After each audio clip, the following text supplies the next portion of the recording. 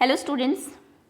So in this video we are going to do a small quiz of a third class poem and that is Sea Song. It's an English poem. Hopefully आप सभी ने इसको पढ़ लिया होगा, आपको समझ में भी आ गई होगी, आपने लर्न भी कर लिया होगा इंग्लिश और हिंदी की, जैसे आपको बताया गया है। आपकी टेक्स्ट बुक की एटलीस्ट जितनी भी पोएम्स हैं उनको आप ज़रूर लर्न कर ले। So let's take a quick test. एक फटाफट से आपका एक टेस्ट ले लेते हैं जिससे आपको पता लगे कि आपको कितने अच्छे से चैप्टर समझ में आया है। Okay, so let's begin now. चलिए शुरू करते हैं। बिफोर दैट, अगर आपने अभी तक चैनल को सब्सक्राइब नहीं किया तो वीडियो के नीचे राइट साइड में रेड कलर से सब्सक्राइब लिखा होगा, आप उसको टैप कर देंगे जिससे नेक्स्ट टाइम कोई वीडियो आए तो आपको पता लग जाए। Okay, so the very first question is where did the child find the sea shell. Sea shell के बारे में आपको पता है, पोएम में क्या होता है, बच्चे को एक सी शेल मिलती है, वो उसको घर ले आता है, देन सुनता है, उसमें से बहुत अच्छा एक सॉन्ग सुनाई उसको देता है। तो बताइए सी शेल जो थी वो कहाँ मिली थी बच्चे को? आपके ऑप्शन है इन द सी, समुद्र के अंदर, lying on the sand, sand पर, रेत पर पड़ी हुई मिली थी, या फिर ऑन द शॉप, दुकान से मिली थी उसको, he got it from the shop. Which option is correct? Where did the child find the sea shell. Sea shell कहाँ मिली? सी में, सैंड पर पड़ी हुई, या फिर शॉप से वो लेके आया उसको।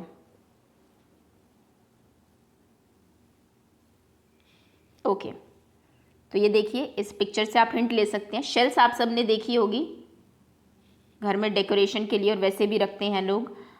तो देखिए ये शेल है और यहाँ पर बच्चे को मिली थी। अब देख लीजिए ये कहाँ पर है। Okay, next question. Next is what did the child do with the shell. बच्चे ने शेल को देखा तो उसने शेल के साथ क्या किया? आपके ऑप्शन है a took it to his home, वो उसको अपने घर ले आया, बी डिस्ट्रॉयड इट, उसने उसको डिस्ट्रॉय कर दिया, तोड़ दिया, she threw it in the sea, उसने उसको फेंक दिया सी में। What did the child do with the shell. Shell के साथ बच्चे ने क्या किया? घर लेके आया, डिस्ट्रॉय कर दिया, या फिर सी में फेंक दिया। Okay, so this is what the child did. ये बच्चे ने किया था, देख लीजिए, आपको पिक्चर दिख रही है और यहाँ से इससे कुछ कनेक्शन लेके, अगर आपको नहीं पता तो यहाँ से आप देख सकते हैं कि क्या हुआ होगा। Okay, next is what did the child hear. जब बच्चे ने उसको अपने कान के पास वो लेके गया शेल को, तो उसने उसमें से क्या सुना? आपके ऑप्शन है अ जोक, उसमें से कोई जोक सुनाई दिया उसको, अ लाफिंग वॉइस, हंसने की आवाज़, या फिर अ स्वीट सॉन्ग, एक बहुत प्यारा सा गाना। What did the child hear when he put the shell near to his ears? A joke, laughing voice, या फिर a sweet song?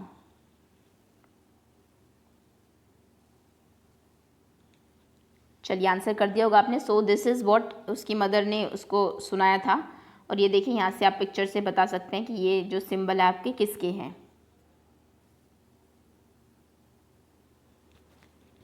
Okay, next question is who makes cell.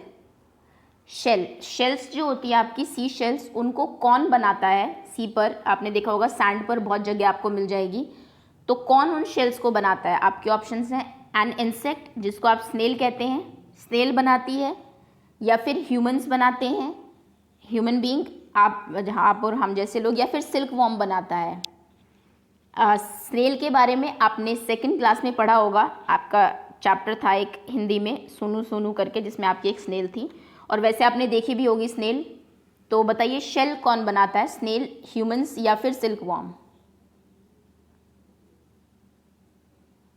Okay, answer कर दिया होगा। चलिए दिखा देते हैं। तो ये वो इंसेक्ट है आपका, अगर आप इनको पहचानते हैं, थोड़ा ऐसे दिखा देते हैं। ये दो एंटीनाज है आगे, और ये देखिए इनकी, अगर आपको बैक पर ये दिख रहा है तो ये है जो आपके शेल्स बनाते हैं। उसके बाद ये इसको छोड़ देते हैं, पहले इनकी कवच की तरह होता है ये, बहुत ही हार्ड, और इसको ये छुपने के लिए यूज़ करते हैं, लेकिन फिर इसको फेंक हटा देते हैं और नया जो वो है उसको बनाते हैं। तो इस इंसेक्ट का नाम आप जानते होंगे, क्या है ये देखिए।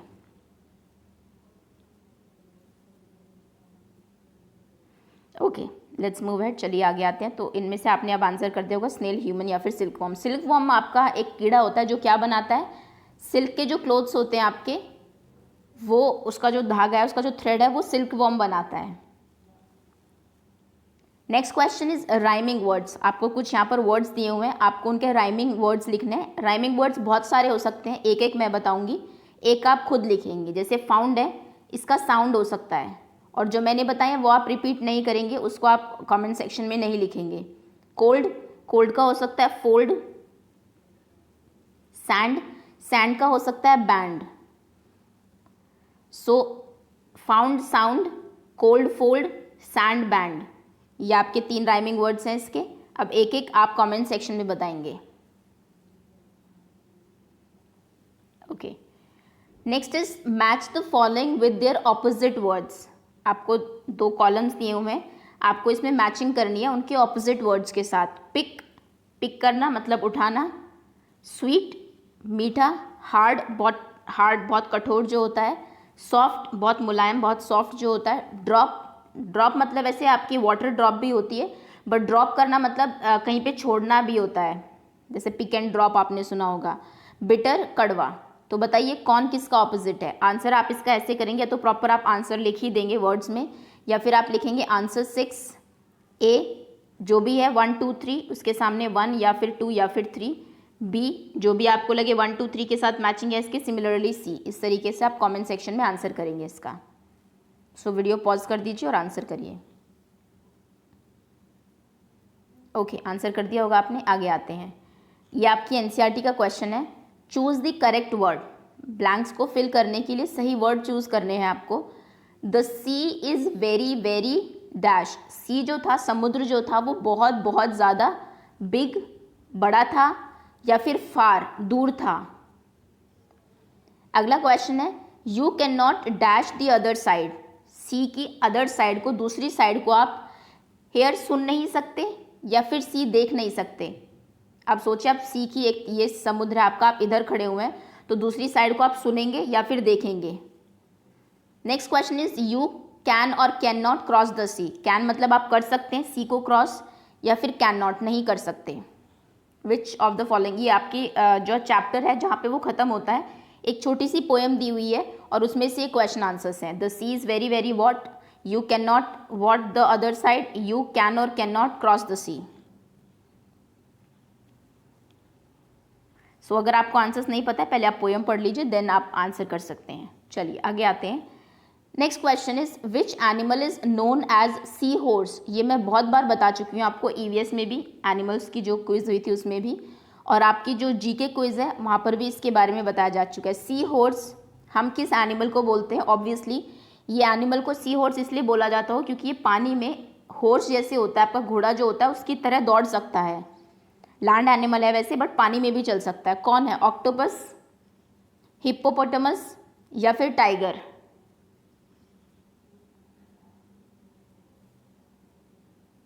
ऑक्टोपस जानते होंगे आप, 8 हाथ होते हैं इसके, इसलिए इसका नाम ऑक्टोपस रखा गया है। नेक्स्ट इज हिप्पोपोटामस, भी आपने देखा होगा। टाइगर हमारा नेशनल एनिमल है, इनको भी आप जानते होंगे। चलिए सो दिखा देते हैं। ये देखिए, ये वो एनिमल है आपका जिसको हम सी हॉर्स बोलते हैं, और पानी, ये ज़मीन पर तो चल ही सकता है, पानी में ये उससे भी तेज़ दौड़ता है। और एक और चीज़ कि अंडर वाटर, पानी के नीचे ही लगभग 30 मिनट्स तक अपनी सांस रोक सकता है, 30 मिनट्स तक रह सकता है ये। आगे आते हैं। Next question is, identify the type of noun. Nouns जहाँ पे हमने की थी, अब से मैं आपसे ये नहीं पूछूंगी कि इसमें कौन सा वर्ड नाउन है, क्योंकि नाउन हम बहुत अच्छे से कर चुके हैं, आपने देखा होगा उसमें। Noun of, sorry this is not noun, this is adjective. Okay, adjective की वीडियो हमने लास्ट में की थी, वहाँ पे मैंने टाइप ऑफ एडजेक्टिव्स भी आपको बताए थे। 3 टाइप के एडजेक्टिव्स होते हैं हमारे, adjectives of quality, adjectives of quantity and adjective of numbers. तो आपको यहाँ पर एक सेंटेंस दिया हुआ है, आपको बताना है कि इसमें कौन से टाइप का एडजेक्टिव है। अगर आपको नहीं पता एडजेक्टिव क्या होते हैं, तो पहले जाके आप जीके की एक बार वीडियो ज़रूर देखें, क्योंकि एडजेक्टिव 3rd क्लास के, noun, pronoun, adjectives, singular, plural, ये सभी 3rd क्लास के आपकी जो ग्रामर पोर्शन है उसमें है, और पेपर में सबसे ज़्यादा ग्रामर आती है, ये भी आपको पता होगा। तो बताइए, I have 100 rupee note in my pocket. मेरी पॉकेट में 100 रुपये का नोट है। तो मैं ये भी कह सकती थी I have a note in my pocket, लेकिन मैंने 100 बताया, तो यहाँ पर 100 आपका एक एडजेक्टिव है। क्योंकि इसने आपको नोट के बारे में एक्स्ट्रा इन्फॉर्मेशन दी है। बट ये किस टाइप का एडजेक्टिव है? एडजेक्टिव ऑफ क्वालिटी, ये नोट की क्वालिटी बता रहा है, एडजेक्टिव ऑफ क्वांटिटी या फिर adjective of numbers?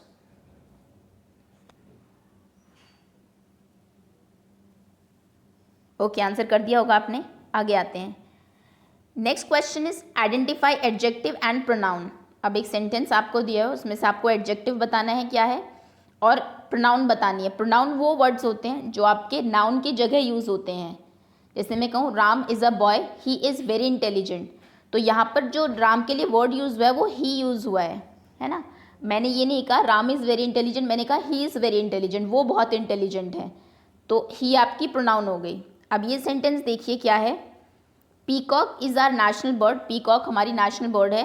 It has colourful feathers, इसके जो फेदर्स होते हैं, जो इसके पंख होते हैं वो बहुत कलरफुल है। तो बताइए कि इसमें एडजेक्टिव क्या है और प्रोनाउन क्या है? एडजेक्टिव आपके डिस्क्राइबिंग वर्ड्स होते हैं, प्रोनाउन जो वर्ड्स आपके नाउन की जगह यूज होते हैं। चलिए आंसर कर दिया होगा आपने, हिंट दे देती हूँ। एडजेक्टिव है आपका, डिस्क्राइब कर रहा है उसके फेदर्स को, पीकॉक के, तो कैसे फेदर्स, उसके लिए क्या वर्ड यूज हुआ है वो आपका एडजेक्टिव होगा। प्रोनाउन है आपकी, एक वर्ड यूज हुआ है पीकॉक की जगह इस सेंटेंस में, तो वो कौन सा वर्ड है वो आपका प्रोनाउन हो जाएगा। चलिए next question is national song of India is. आपकी जो पोएम है इसमें सॉन्ग के बारे में बताया हुआ है, स्वीट सॉन्ग एंड ऑल। तो आप बताइए इंडिया का नेशनल सॉन्ग, राष्ट्रीय गीत कौन सा है? ये हम जो इंडिपेंडेंस डे की क्विज हुई थी आपकी उसमें कर भी चुके हैं। तो नेशनल सॉन्ग आप जानती हैं, बंकिम चंद्र चैटर्जी ने लिखा है। जन गण मन हमारा नेशनल सॉन्ग है, वंदे मातरम या फिर हम होंगे कामयाब। तीनों ही जो आपके ये है, ये तीनों सुने होंगे आपने आपकी प्रेयर में। तो इनमें से एक तो हमारा नेशनल एंथम है। नेशनल एंथम राष्ट्रीय गान और नेशनल सॉन्ग में डिफरेंस है, तो एक आपका नेशनल एंथम है, इनमें से एक नेशनल सॉन्ग है। नेशनल सॉन्ग बताना है आपको कमेंट सेक्शन में कौन सा है। ओके आंसर कर। तो ये देखिए ये बंकिम चंद्र चैटर्जी है और इन्होंने आपका नेशनल सॉन्ग लिखा है। Next question is identify this musical instrument. ये देखिए ये आपको म्यूजिकल इंस्ट्रूमेंट, ये बताइए ये क्या है? गिटार, फ्लूट, फ्लूट जिसको आप बांसुरी बोलते हैं, या फिर sitar? Guitar, flute, sitar, which music instrument is this?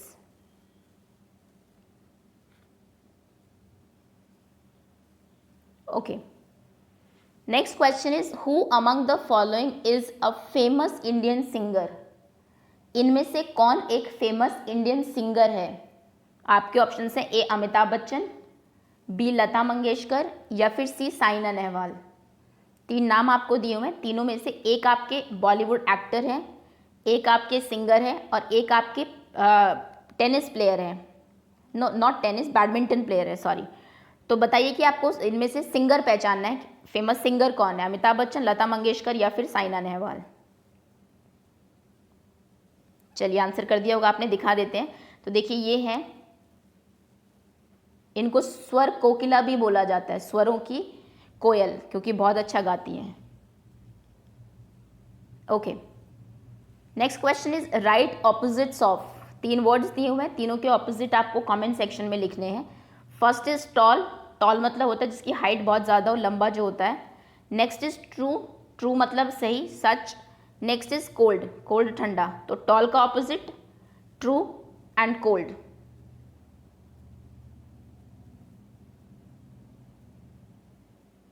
चलिए आंसर कर दिया होगा आपने। Let's move ahead now. Last question is identify silent letters. देखिए कई बार कुछ इंग्लिश में ऐसे लेटर्स होते हैं, जब आप वर्ड लिखते हैं तो वो सिर्फ राइटिंग में आते हैं बट आप उनको बोलते नहीं है। जैसे अगर मैं लिखूं वॉक, तो ये वॉक बोला जाता है, ना कि वॉल्क। आप एल को साउंड नहीं आती ना एल की, वॉक सिर्फ डब्ल्यू ए और के की साउंड आती है, यानी कि एल जो है यहाँ पर ये आपका साइलेंट लेटर है। ये सिर्फ लिखा जाएगा लेकिन बोलने में ये साइलेंट रहेगा, इसकी आवाज़ नहीं होती है। तो यहाँ पर ऐसे आपको कुछ वर्ड्स दिए हुए हैं, आपको बताना है कि उनमें से कौन सा लेटर साइलेंट है। देखिए मैं बोल के दिखा रही हूँ सभी को। इसको हम बोलते हैं राइट। अब राइट देख लीजिए किसकी साउंड नहीं आ रही है। नेक्स्ट इज चॉक, ये आपने सुना ही होगा, चॉक लेटर बताइए कौन सा साइलेंट है। नेक्स्ट इज नाइफ, नाइफ जितने भी इंग्लिश के अल्फ़ाबेट्स हैं आपके, उन सभी की आपको साउंड पता होगी। W जो होता है उसकी साउंड व होती है, T की R की र होती है, CH चौ बनता है आपका, L की ल होती है, K की क, ऐसे N की न, F की फ। तो बताइए कि किसकी साउंड नहीं आ रही है? राइट, चॉक एंड नाइफ में। Okay, so that's all. ये हमारी आज की क्विज थी। Hopefully you all must have enjoyed it. Thank you so much for watching.